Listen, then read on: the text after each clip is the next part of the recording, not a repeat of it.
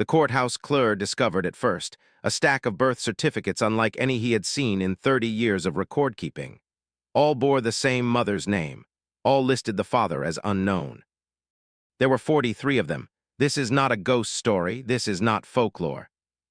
This is what happened when a young circuit judge arrived in Harrison County, Mississippi in the autumn of 1851, and stumbled upon records that would haunt him until his final days. Judge Thomas Hale was 29 years old when he accepted the appointment to Mississippi's 3rd Judicial Circuit. Fresh from law school in Philadelphia, idealistic but not naive, he understood the institution of slavery in the abstract. He had read the statutes, studied the property laws, memorized the precedents. What he didn't expect was how the paperwork would tell stories the law tried to silence. His first month in Harrison County was routine. Land disputes, contract disagreements, estate settlements. The courthouse sat on a hill overlooking the town square, a modest building with peeling paint and floors that creaked under the weight of decades. The records room occupied the entire basement, a maze of shelves holding birth registers, death certificates, property deeds, and court proceedings dating back to 1817. Clerk William Dobbs had worked in that basement since he was 16. Now 46, he knew every volume, every filing system, every anomaly in the county's documented history. He had thin fingers permanently stained with ink and a habit of muttering to himself while he worked. On October 14, 1851, Dobbs climbed the stairs to the judge's chambers carrying a leather folder. His face was pale. "Your Honor, I need you to see something. I've been organizing the birth records from the Berkshire Plantation, and there's something wrong with them." Judge Hale looked up from a contract dispute. "Wrong? How?" Dobbs placed the folder on the desk and opened it carefully, as if the papers inside might scatter like frightened birds. Inside were 43 birth certificates, all handwritten in different scripts by different officials over different years, but all sharing the same peculiar characteristic. Mother Sarah, father unknown, every single one. The judge frowned and began examining the documents. The birth spanned from 1829 to 1851, 22 years. The children's names were listed. Samuel, born March 1829. Ruth, born November 1830. James, born February 1832. On and on the list continued. An unbroken chain of children born to the same woman with no father ever recorded. Perhaps she had relations with multiple men who weren't recorded. Judge Hale suggested, though even as he said it, the explanation felt incomplete. Dobbs shook his head. "Your Honor, I've been doing this work for 3 decades. Sometimes fathers aren't listed, yes, but 43 times for the same woman. I pulled records from every plantation in the county for comparison. Most enslaved births list no father. That's common enough, but I've never seen this volume attached to a single name, and there's something else." He pulled out a separate sheet, a timeline he had constructed himself. "Look at the spacing. Sarah gave birth 43 times in 22 years. That's a child every 6 months on average." "Your Honor, that's not possible. Not naturally." The judge studied the timeline. Dobbs was right. Some births were listed only 7 or 8 months apart. The human gestation period made such timing impossible for a single woman. Could there be multiple women named Sarah on the same plantation? Hale asked. "I thought of that, but look at the notation here." Dobbs pointed to a small mark in the corner of each certificate. "Property registration number 1147, same number on every certificate." According to plantation records, that number belonged to one woman only. Judge Hale sat back in his chair.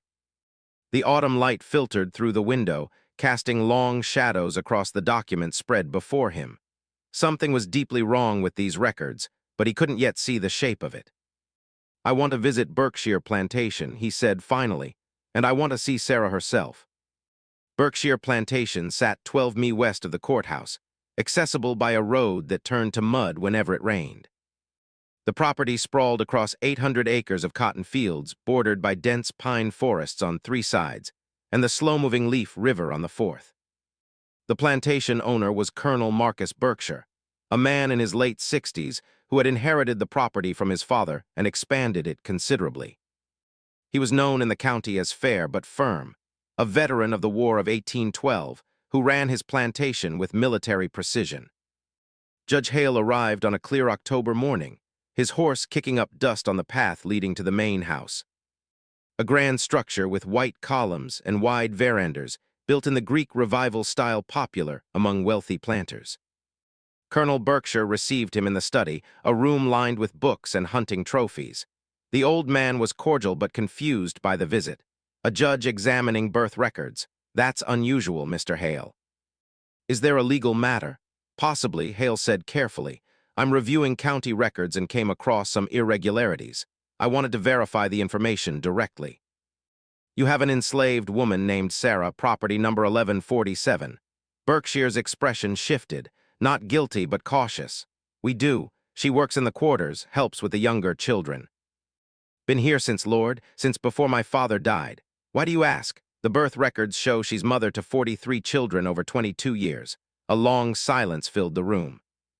The colonel rose slowly and walked to the window, looking out over the fields where dozens of enslaved workers moved between cotton rows. Your Honor, he said finally, I think there's been a misunderstanding in how those records were kept. Sarah isn't the mother of 43 children. She's the midwife. The explanation was simple, almost embarrassingly so. Sarah had delivered babies on the plantation for over 2 decades. Some recordkeeper at some point had mistakenly or carelessly listed her as the mother instead of the attending midwife on the birth certificates. The error had been repeated over the years, creating the appearance of an impossible medical phenomenon. Judge Hale felt foolish for not considering this immediately. Of course, a clerical error compounded over time. It made perfect sense, except it didn't. That evening, back in his rented room above the general store, Hale couldn't shake his unease. He reread the certificates by lamplight. The handwriting changed from document to document. Different officials, different years, different clerks. How could the same mistake be repeated by dozens of different people over 2 decades? He examined the certificates more closely. Each had been signed by the attending physician or registrar. Names he recognized. Dr. Samuel Perkins, Dr. James Willoughby, County Registrar Henry Moss, all respected men now deceased. Had they all made the same clerical error? The next morning, Hale returned to the courthouse basement. Mr. Dobbs, show me the standard procedure for recording enslaved births. Dobbs pulled out the county manual published in 1823. The process was clear.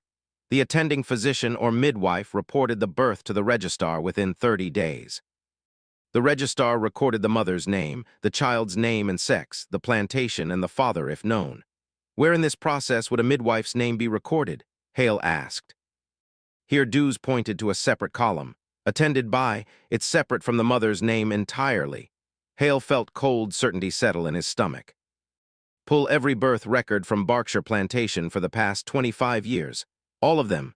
It took Dobbs 3 days. When he finished, he had compiled a ledger showing 217 births at Berkshire from 1826 to 1851. Of those, 194 correctly listed different mothers and different attending midwives or physicians. 23 listed Sarah as the attending midwife properly recorded in the attended by column, and 43 listed Sarah as the mother with unknown as the father. 2 different record types, Dobbs said quietly. The clerical error theory doesn't hold. When Sarah delivered babies as a midwife, she was properly recorded as such.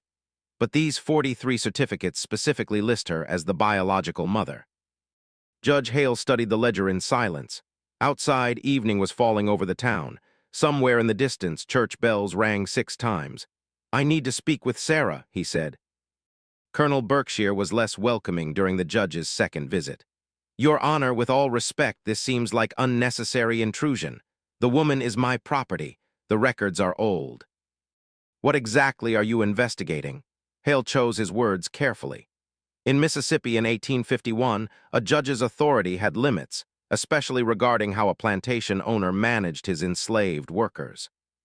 But record fraud was a legal matter, and unexplained irregularities in official documents fell within his jurisdiction. I'm investigating potential errors in county birth records, Colonel. If there's systematic fraud or misreporting, it affects property law, inheritance, and legal standing. I need to verify the information directly. Berkshire's jaw tightened, but he nodded. Fine, but I'll accompany you. The slave quarters stood a 4 mile from the main house, 2 rows of wooden cabins facing each other across a dirt path. Smoke rose from clay chimneys. Children played between the buildings, their laughter a strange counterpoint to the gravity of Hale's visit. Sarah lived in the third cabin on the left. Berkshire knocked once, then pushed the door open without waiting. The interior was dim, lit only by fire light. A woman sat in a rocking chair near the hearth, her hands folded in her lap. She was small-framed and looked to be in her 50s, though Hale knew enslaved people often appeared older than their years due to the harshness of their lives. When she looked up at the judge, he was struck by her eyes, dark, clear, and utterly unreadable. "Sarah, this is Judge Hale. He has questions about some birth records. You'll answer him truthfully." The colonel's tone made it clear this wasn't a request. Hale stepped forward, hat in hand. "Sarah, the county records show you listed as mother to 43 children between 1829 and 1851. Is this accurate?" She looked at him for a long moment before answering. Her voice was quiet but steady. "Yes, sir." The simple answer stopped Hale cold. He had expected confusion, denial, and explanation, not calm confirmation. "That's medically impossible, Sarah. A woman can't give birth 43 times in 22 years. "No, sir, she can't." The room felt suddenly smaller. Colonel Berkshire shifted uncomfortably by the door. "Then why do the records say this?" Hale pressed. Sarah's expression didn't change. "Because I'm listed as the mother, sir. That's what the papers say. But you're not the biological mother of all these children. The records say I am, sir." Hale felt frustration building. She was answering his questions while saying nothing at all. He tried a different approach. "Sarah, did you give birth to children on this plantation?" "Yes, sir." "How many?" "2, sir." "Both died before their first year." The answer hit Hale like a physical blow. "When was this?" 1835 and 1837, sir." He checked his ledger. 2 of the 43 certificates fell in those years, March 1835 and January 1837. Those were hers. The other 41 were not. "Then why are you listed as mother to the others?" Sarah looked at the fire. "Master would know better than me about the paperwork, sir." Colonel Berkshire stepped forward. "Sarah works as a midwife and helps care for children in the quarters. Perhaps that's why her name appears in the records. Some confusion between her role as caregiver and biological mother." But Hale was watching Sarah's face. She said nothing, but her silence spoke volumes. Judge Hale returned to the courthouse with more questions than answers. That night he couldn't sleep. He kept seeing Sarah's face. The way she'd answered his questions with perfect honesty while revealing nothing. "The records say I am, sir. Not I am, but the records say I am." At first light, he was back in the basement with Dobbs. "Show me the mothers of the other births at Berkshire, the ones not attributed to Sarah." They spent the entire day cross-referencing. The 194 other births at Berkshire Plantation from 1826 to 1851 were attributed to 47 different enslaved women. Most had 2 to 6 children each over the years, a normal expected pattern. But those 43 births attributed to Sarah stood out like a wound. "What if," Hale said slowly, "the fathers weren't unknown? What if someone deliberately left that field blank? Why would they do that?" Dobbs asked. Hale didn't answer immediately. He was thinking about property law, about inheritance, about the uncomfortable truths that slavery created. If an enslaved woman gave birth, the child belonged to her owner. But if the father was a free man, particularly a white man, there could be complications, especially if that white man was. "Pull the records for Colonel Berkshire's legitimate children," Hale said quietly. Dobbs palled. "Your Honor, that's a serious accusation. I'm not accusing anyone. I'm examining records." The colonel had been married twice. His first wife, Margaret, died in 1834 after bearing him 2 sons. His second wife, Elizabeth, married him in 1836 and remained childless until her death in 1848. He had not remarried, so the timeline of his legitimate children was clear. 2 sons born in 1830 and 1832. Hale compared this to Sarah's list. The 43 births attributed to Sarah began in 1829 and continued until 1851, well past the colonel's second wife's death. But the pattern didn't quite fit. If the colonel was the father, why use Sarah's name at all? Why not list the actual mothers? Unless Hale's blood ran cold as a new possibility emerged. "Mr. Dobbs, I need the death records for Berkshire Plantation. All of them." The clerk's hands shook slightly as he pulled the requested volumes. He had worked in this basement long enough to sense when something dark was surfacing. The death records told a grim but expected story. Enslaved people died from disease, exhaustion, accidents, childbirth complications. The plantation had lost 93 enslaved workers over 25 years, a mortality rate that was unfortunately common for the time and region. But when Hale Cross referenced the deaths with the birth records, a pattern emerged that made his stomach turn.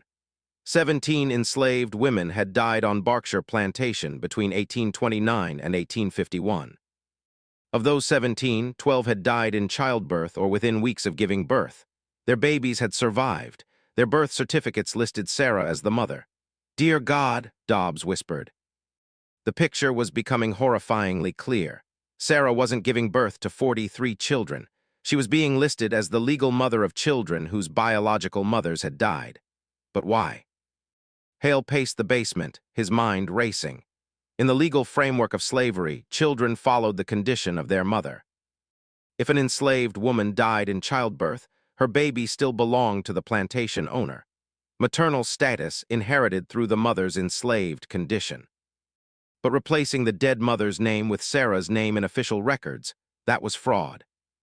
That was deliberate falsification of legal documents, unless there was a reason those biological mothers couldn't be named. "Das, I need you to find something for me. Check if any of those 17 women who died in childbirth have other children listed in the records, births before the one that killed them." The clerk worked through the night. By morning, he had the answer. 16 of the 17 women had no other recorded births. They appeared in the records only once, the birth that killed them now attributed to Sarah. But one woman named listed as Mary, property number 1089, appeared twice. She had given birth in August 1843 to a daughter named Grace recorded properly with Mary as mother. Then in June 1845, she died in childbirth, but that birth certificate listed Sarah as the mother. Why would Mary's first child be recorded under her name, but her second under Sarah's? Hale asked aloud. Dobbs had gone gray. "Your Honor, I think you need to look at the plantation acquisition records." The plantation ledgers were property records, not vital statistics, and they were stored in a different section of the basement, financial documents, rather than human records. Though in this context, the two categories overlapped horrifically. Berkshire Plantation maintained meticulous purchase and sale records for all enslaved workers. Most had been born on the plantation or purchased from nearby estates. Their provenance was clearly documented, but 16 names stood out. Between 1829 and 1850, Colonel Berkshire had purchased 16 young enslaved women from various sources across 3 states, Georgia, Alabama, and South Carolina. The purchases were unusual for several reasons. First, all 16 women were purchased individually, not as part of family groups. Rare for the time, as enslavers typically preferred to keep families together to prevent unrest. Second, all were purchased at ages between 14 and 19, precisely childbearing age. Third, all were described in the bills of sale as healthy, suitable for domestic work. Yet none appeared in the household staff records. They had been assigned to field quarters. Fourth, all 16 women had died within 3 years of purchase, cause of death, childbirth complications, and the certificates for the babies who survived those births. All listed Sarah as the mother. Dobbs spread the purchase receipts across the table like cards in a terrible game. He was buying pregnant women, the clerk said, his voice hollow. Young women who were already with child, probably by white men on their original plantations. He purchased them, brought them here, and when they died giving birth, he listed Sarah as the mother to hide where the babies came from. But why? Hale demanded. The children would still be enslaved regardless of their mother's name. What was he hiding? Maybe it wasn't about the children, Dobbs said slowly. Maybe it was about the fathers. Hale requested the county's sale records, all documented transfers of enslaved people in Harrison County over 25 years. It took a week to compile. Of the 43 children listed with Sarah as mother, 31 remained on Berkshire Plantation as of 1851. The other 12 had been sold, but not through public auction or standard estate sales. The bills of sale for those 12 were unusual. All had been sold to out-of-state buyers. All transactions occurred when the children were between 8 and 12 years old. And all sales were listed as private negotiations, with prices significantly higher than market value for enslaved children of that age. A 10-year-old field in Mississippi in 1845 might sell for $400, $600. These children had been sold for $1,200, $1,500 each. Someone was paying premium prices for specific children, and the transactions were deliberately kept quiet. Hale's hands were shaking as he made the connection. Light-skinned children born to enslaved mothers, fathered by wealthy white men, sold discreetly to buyers who asked no questions about parentage. But the mothers had to disappear because if the biological mothers were listed, especially if they had been recently purchased, it would be obvious what Berkshire was doing. Running a breeding operation using enslaved women impregnated by white men, then selling the mixed-race children at premium prices while erasing any paper trail that could create legal complications. Listing Sarah as the mother severed the chain of evidence. She had been on the plantation for decades, a familiar figure, a midwife. Her name on the certificates raised no questions. The real mother's recent purchases who died in childbirth simply vanished from the official record. But Hale still had questions. How did Berkshire know which enslaved women to purchase? How did he know they were pregnant with white men's children? And who were the fathers? The breakthrough came from an unexpected source. Estate records from a recently deceased doctor in Mobile, Alabama. Dr. Edmund Cross had died in August 1851, and his executive was processing his estate. Among the papers sent to various parties regarding outstanding debts was a letter to Colonel Berkshire dated 1847 that had never been fully paid. The executive sent a copy to the county court requesting judgment on the debt. The letter read, "Colonel Berkshire, per your request, I have identified a suitable candidate on the Willow Creek estate.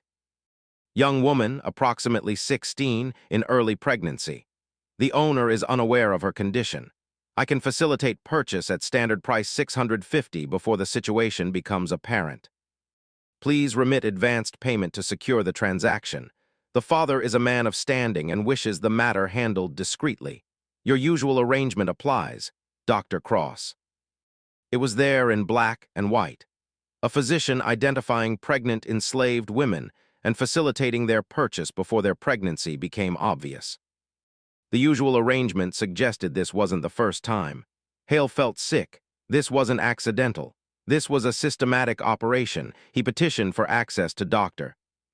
Cross's full estate papers claiming potential fraud investigation. After 2 weeks and considerable legal wrangling, he received 14 letters between Dr. Cross and Colonel Berkshire, spanning 1838 to 1850. The letters were carefully worded, never explicitly stating what was happening, but the pattern was unmistakable. I have located another suitable candidate in Montgomery. The father is anxious for discreet resolution. Purchase price should be secured quickly before the condition becomes evident. Your system has proven effective in previous cases. Dr. Cross had been working with physicians, plantation overseers, and even clergymen across 3 states to identify enslaved teenage girls who had been impregnated by white men. Often the plantation owners, their sons, or neighboring landowners. These men wanted the problem to disappear without legal entanglement or social scandal. Dr. Cross would alert Colonel Berkshire, who would purchase the young woman at standard price before her pregnancy showed. She would be brought to Berkshire Plantation. She would give birth, often dying in the process due to young age, poor prenatal conditions, or complications. If she survived the birth, she frequently died within a year, possibly from subsequent pregnancies or simply from being worked to death. The babies, meanwhile, were listed with Sarah as the mother, severing any legal connection to their biological mothers or fathers. The children would then neither remain as plantation workers or be sold discreetly at premium prices to buyers who valued light-skinned enslaved workers. And Sarah. Sarah was the legal fiction that made it all possible. By listing her as mother, Berkshire created clean paperwork that asked no uncomfortable questions. But one question remained. Did Sarah know? Did she agree to this? Judge Hale returned to Berkshire Plantation on a gray November morning. This time he came with legal authority, a court order allowing him to interview enslaved witnesses in a potential fraud investigation. Colonel Berkshire was furious, but trapped by law. "This is persecution, Your Honor. You're harassing a respectable landowner based on old paperwork. I'm investigating systematic fraud in county records," Hale replied evenly. "If you have nothing to hide, Colonel, the interviews will clear this up quickly." He interviewed Sarah in the same cabin, but this time without the colonel present, his legal right as an investigating judge. Sarah sat in the same rocking chair, same posture, same unreadable expression. "Sarah, I know you're not the biological mother of 43 children. I know what's been happening here, but I need to understand your role in it. Did Colonel Berkshire force you to claim these children as yours?" "I never claimed anything, sir. I just did as I was told." "What were you told to do?" She was quiet for a long time. The fire crackled. Outside, voices drifted from the fields. When the young women came, she said, "Finally, I was told to care for them. Help them when their time came. Keep them comfortable. And when they died, I was told to take the babies and raise them as mine. Tell anyone who asked that they were mine. Sign the papers. When the officials came, did you know what would happen to those women when they arrived?" Sarah's hands tightened in her lap, the first sign of emotion Hale had seen from her. "Some were so young, sir, barely more than children themselves. I knew they weren't likely to survive. But what could I do? I was told to help them, so I helped them." "How many of them died, Sarah?" 16 that I remember, sir. Maybe more in the early years before I was keeping count in my head. And the babies, I raised everyone that survived. Fed them, clothed them, taught them to walk and talk. The ones that stayed here I cared for until they were old enough to work. The ones that were sold." Her voice wavered slightly. "I never knew where they went." Hale leaned forward. "Sarah, you understand this was wrong. That Colonel Berkshire was using these women, letting them die and profiting from their children." She met his eyes then, and for the first time he saw something in her expression, not anger exactly, but a deep, weathered understanding that came from witnessing horrors for so long they had become routine. "Sir, I'm a slave. I do what I'm told or I die. Those women died bringing babies into this world. If listing my name on papers meant those babies had a chance to live, then that's what I did." "You want me to say it was wrong?" "Yes, sir, it was wrong, but everything about this place is wrong. That don't change what happens." Judge Hale now faced a terrible choice. He had uncovered evidence of systematic exploitation, fraud, and negligent homicide. But in Mississippi in 1851, enslaved people were legally property. The women who had died had no legal standing. Their deaths, while tragic, were not legally murder. They were property losses. The fraud was the only angle he could pursue legally, falsifying birth records to obscure the origin of enslaved children. He began building a case. He interviewed 3 elderly enslaved workers on the plantation who confirmed Sarah's story. They remembered the young pregnant women arriving, staying in the quarters for a few months, then disappearing. They remembered Sarah taking the babies. He obtained testimony from a former overseer who had left Berkshire's employment in 1846. The man, now working on a plantation in Louisiana, admitted in a deposition that he had been instructed to keep the pregnant women separate and report their conditions only to the colonel directly. He found financial records showing payments from Berkshire to Dr. Cross, amounts matching the advanced payments mentioned in the letters. By December 1851, Judge Hale had enough evidence to bring charges of fraud and falsification of public records against Colonel Marcus Berkshire. The trial was set for February 1852. On January 8, 1852, 2 weeks before the trial, Colonel Marcus Berkshire died in his sleep. The plantation physician, Dr. Nathan Riley, certified the cause as heart failure. The colonel was 68 years old. His will divided the plantation between his 2 legitimate sons, both now adults with their own properties. Neither wanted to maintain Berkshire Plantation. They announced it would be sold at auction in March. Judge Hale petitioned the court to continue the fraud investigation against the estate, but without the colonel alive to testify. The case became significantly weaker. The colonel's attorneys argued that any irregularities in record-keeping were administrative errors, not criminal fraud, and that prosecuting a dead man's estate served no legal purpose. In March 1852, the Mississippi Supreme Court dismissed the case on procedural grounds, ruling that the fraud charges died with Colonel Berkshire. But Judge Hale wasn't finished. The estate auction took place on a humid morning in late March. Buyers came from across the state to bid on land, equipment, livestock, and enslaved workers. The auction catalog listed 123 enslaved people to be sold. Sarah was number 47 on the list, described as Sarah, female, approximately 50 years, experienced midwife and child caretaker, good health. Judge Hale attended the auction not as an official, but as a private citizen. He had spent the previous month making arrangements, calling in favors, and liquidating every personal asset he owned. When Sarah's lot came up for bidding, the auctioneer started at $300, low for a skilled worker, but reflecting her age. Several planters bid casually, driving the price to $480. Then Judge Hale raised his hand, $800. The crowd went silent. An enslaved woman in her 50s was not worth $800. The auctioneer, confused but pleased, called, going once, going twice. $1,000, came a voice from the back. Hale turned. The bidder was a man he didn't recognize, well-dressed, prosperous-looking, with cold eyes. The judge's heart pounded. He had $850 to his name. Everything he'd saved and borrowed. $150, $1,200. The stranger countered immediately. $1,500. Hale's voice cracked. The stranger smiled. $2,000. The crowd murmured in shock. Hale felt desperation claw at him. He didn't have $2,000. He didn't have anything close. $2,000 going once, going twice. $3,000. Every head turned. The new bidder was an elderly woman seated near the front, dressed in black mourning clothes. Hale recognized her. Mrs. Clara Henshaw, widow of a prominent judge from the northern part of the state. Wealthy, influential, and known for her abolitionist sympathies, though she rarely spoke of them publicly. The stranger in the back studied her for a long moment, then tipped his hat and sat down. He wouldn't outbid a respected widow in public. $3,000 going once, twice, sold to Mrs. Henshaw.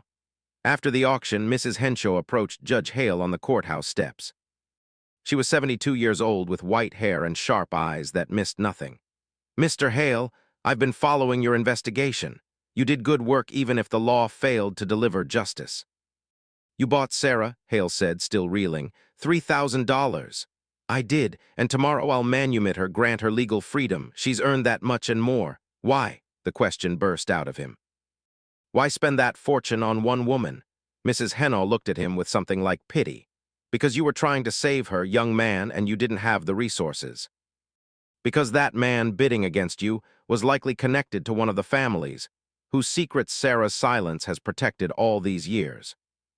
And because Sarah knows things, names, faces, dates, she's kept those secrets to survive.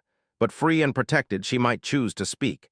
Hale felt hope flicker in his chest. Will she testify? Will she name the fathers? The old woman shook her head. "No, and I won't ask her to. Sarah has survived by knowing when to speak and when to stay silent. Forcing her to testify would put a target on her back and accomplish nothing. The men involved are powerful. The children are scattered. And the legal system won't punish white men for what they did to enslaved women. You know that as well as I do." She was right, and Hale hated it. "So what happens now?" he asked. "Now Sarah comes to live on my property in Natchez. She'll have a cabin, a garden, her freedom papers, and peace. The children still at Berkshire will be sold to other plantations. There's nothing we can do for them. The truth stays buried, and Sarah gets to live whatever years she has left without looking over her shoulder." "That's not justice," Hale said bitterly. "No, it's not, but it's survival, and sometimes that's all we can offer." Judge Hale spent the following month tracking what happened to the 31 children who had been listed as Sarah's and remained on Berkshire Plantation at the time of the auction. They were scattered in the estate sale. 19 sold to plantations across Mississippi and Louisiana. 7 purchased by the colonel's sons and distributed to their own properties. 5 purchased by the mysterious stranger who had bid against Hale for Sarah, their fate unknown. Of the 12 children who had been sold before the estate auction, the ones who brought premium prices, Hale could trace only 4. One had been taken to Boston and remarkably freed by her purchaser in 1849. 2 had been sold to a plantation in Virginia and died of fever in 1850. One had escaped from a Kentucky plantation in 1850 and vanished, possibly reaching the north via underground railroad. The other 8 disappeared into the vast machinery of slavery, their fates unrecorded. As for the 16 young women whose deaths Sarah had witnessed, the ones whose babies were listed under Sarah's name, Hale found that 15 of them had no other recorded history. They appeared in the purchase ledgers, then in the death records, and nowhere else. No family ties, no previous owners who inquired about them, no traces beyond their brief fatal time at Berkshire. But one name appeared in another context. Mary, property number 1089, who had given birth twice. Once to Grace in 1843, then died in childbirth in 1845. Grace had been sold in 1850 to a private buyer in Charleston. The bill of sale described her as mulatto female, age 7, suitable for domestic service. Sold for $900, well above market rate.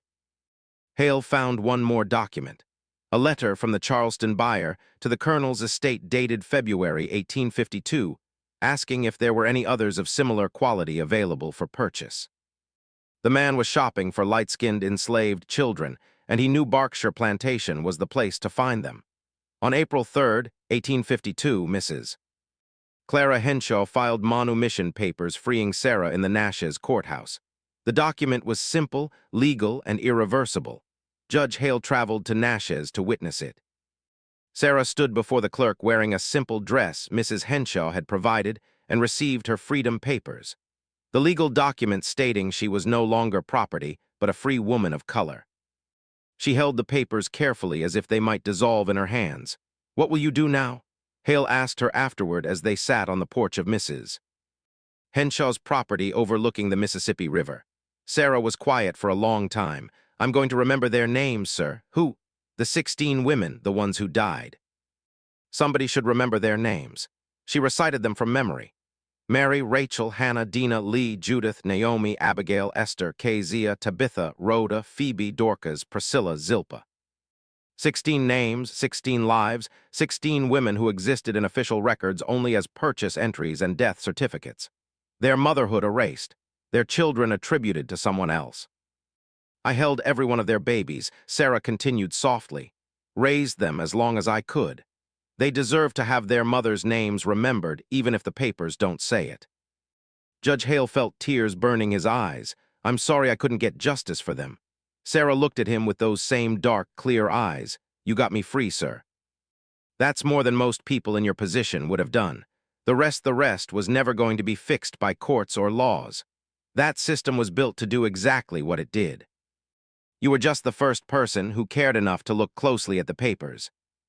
Judge Thomas Hale continued his work in Mississippi until 1857, when he accepted a position in Illinois and moved north just as tensions over slavery were reaching breaking point. He carried with him copies of all the documents from the Berkshire case, the 43 birth certificates, the purchase records, Dr. Cross's letters, the death records. He intended to publish them someday to expose what had happened. But the Civil War erupted in 1861, and the world became consumed by larger horrors. His small case of fraud and exploitation seemed like a single dark thread in a tapestry woven entirely from darkness. Sarah lived with Mrs. Henshaw until the widow's death in 1858. In her will, Mrs. Henshaw left Sarah a small house in Nashes and enough money to live modestly.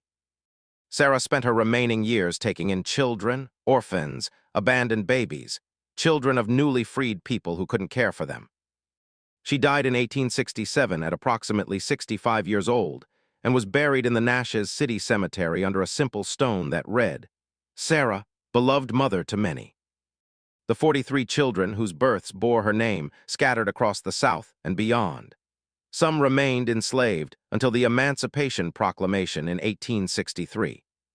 Some gained freedom earlier through escape or purchase. Many died young, their lives brutally short. One of them, a woman named Charlotte, made it to Philadelphia in 1863 and learned to read and write. In 1869, she published a brief memoir describing her early childhood being raised by a woman named Sarah, who cared for all the children in the quarters.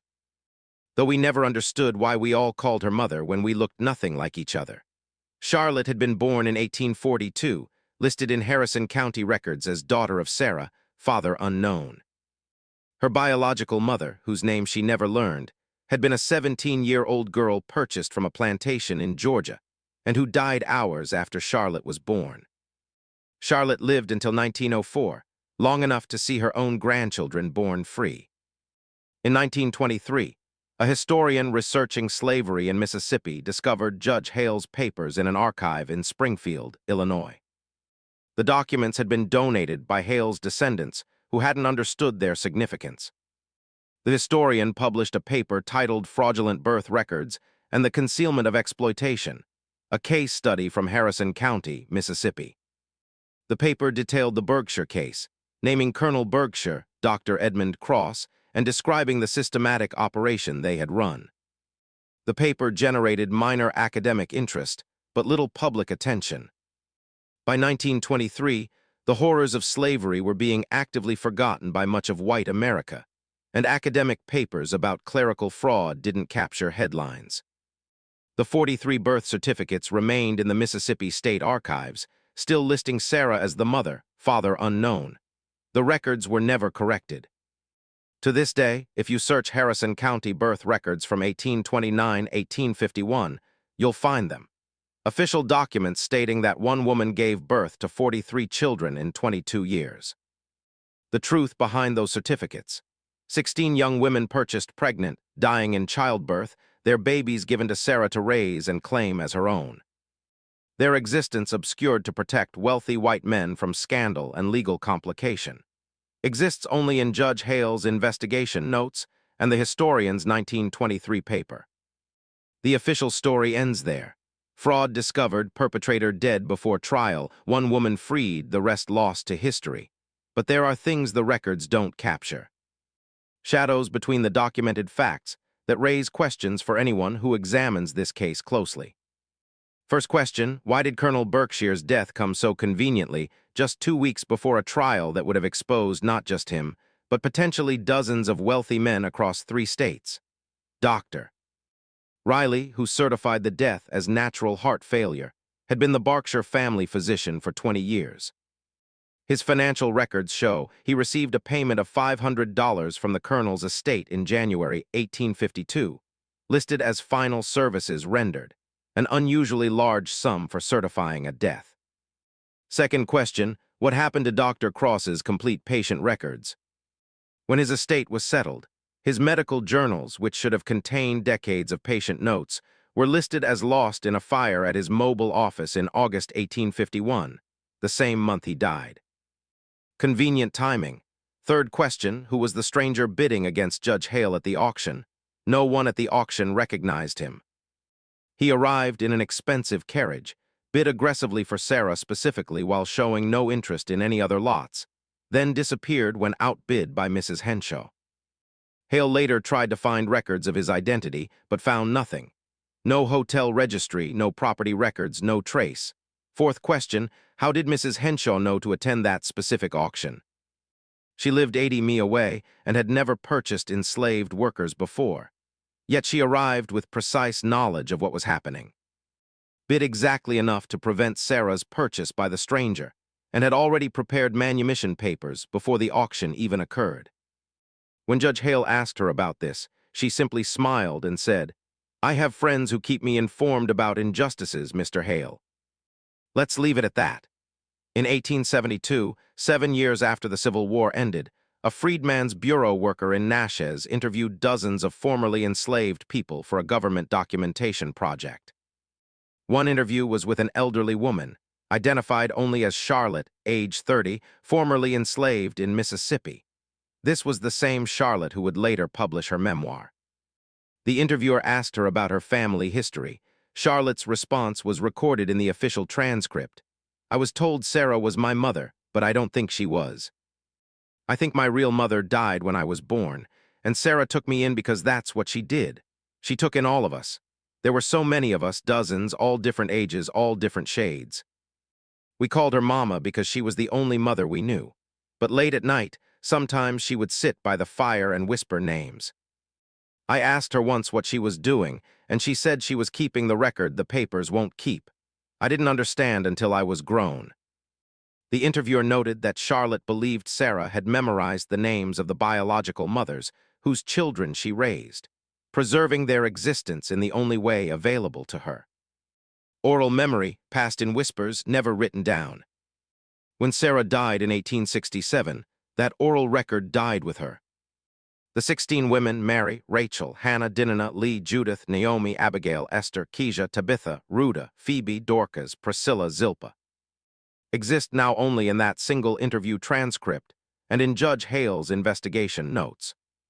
Official Mississippi records still list Sarah as the mother of 43 children. Father unknown. Thomas Hale served as a judge in Illinois from 1857 until his retirement in 1889.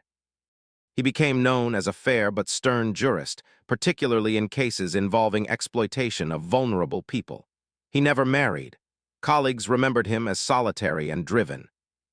A man who carried the weight of cases that could never be properly resolved.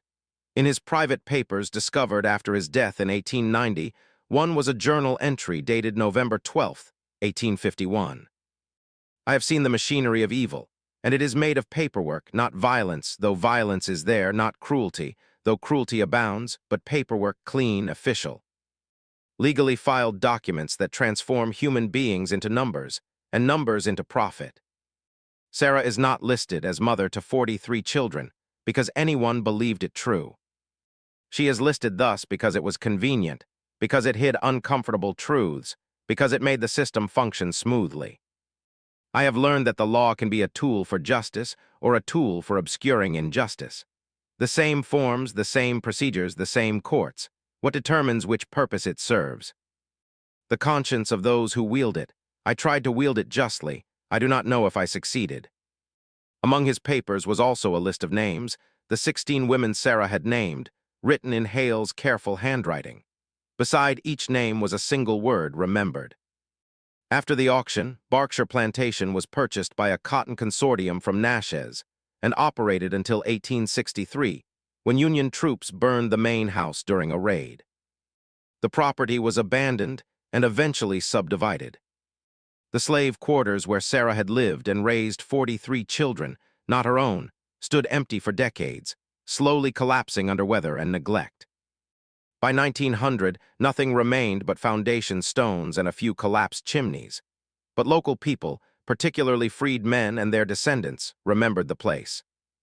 They called it Sarah's Quarter, though most had forgotten why.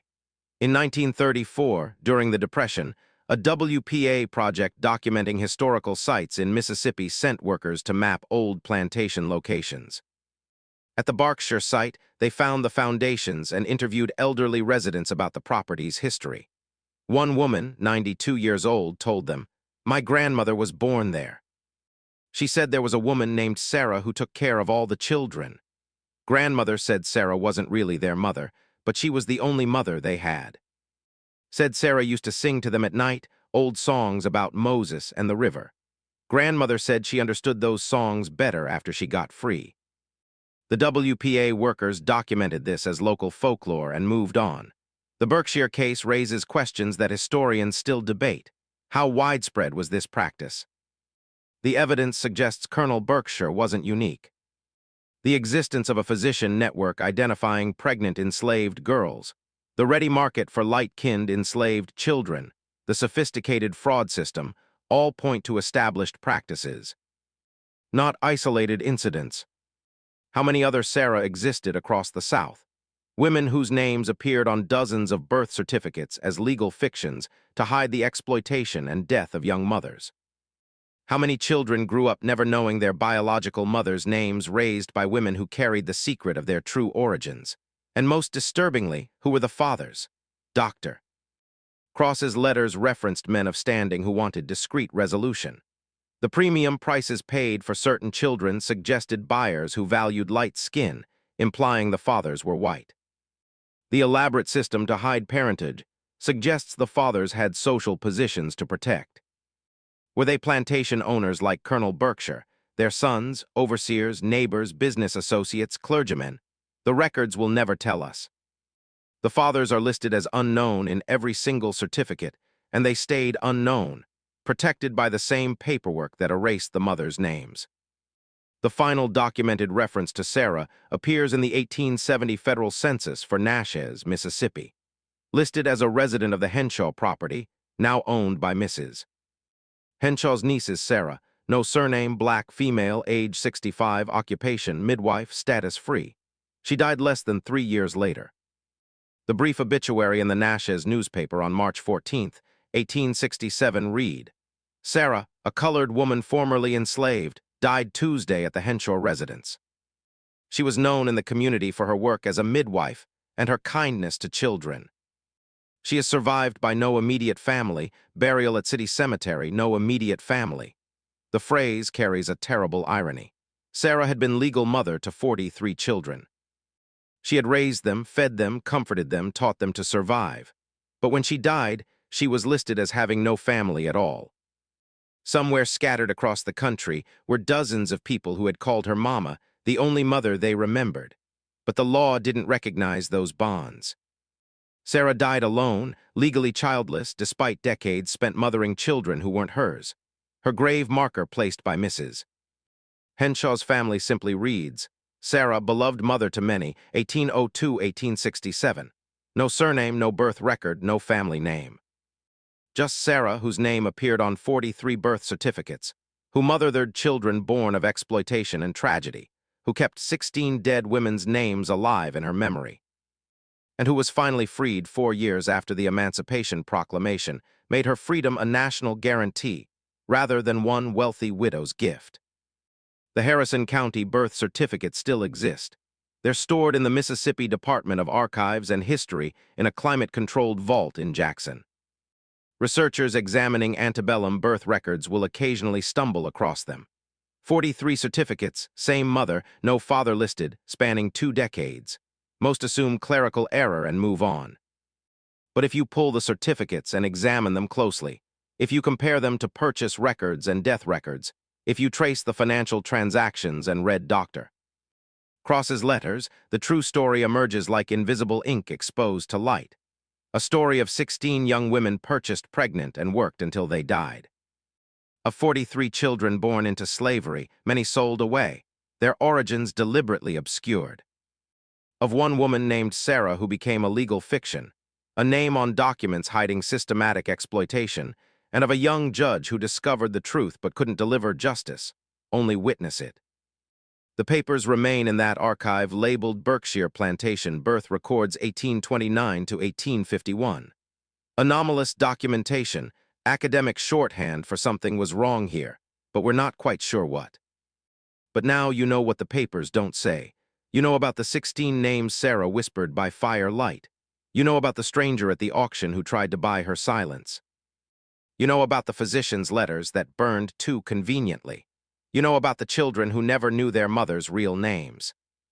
And you know about Sarah who survived by becoming invisible in the records, while being visible everywhere that mattered.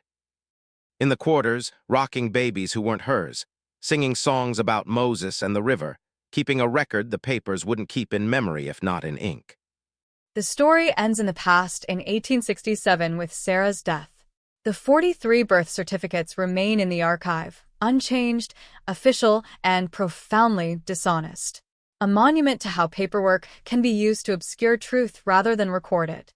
And somewhere in Mississippi, foundation stones still mark where Sarah's cabin stood, where she rocked 43 babies and whispered 16 names that should never have been forgotten. That's where the story ends. That's what the records show and what they hide.